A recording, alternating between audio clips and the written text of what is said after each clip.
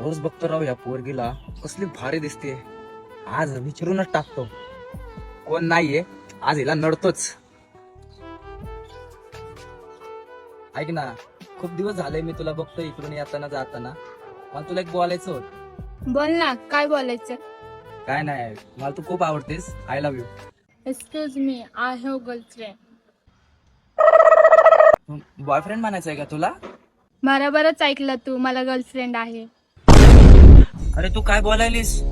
तू मुलगी असून मुलीलाच पाठवायलीस.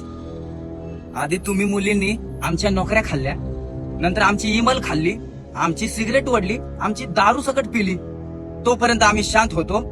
पण आता तुम्ही पुरी पाठवाय निघाले. अगं ताई, देवाला तरी घाबर.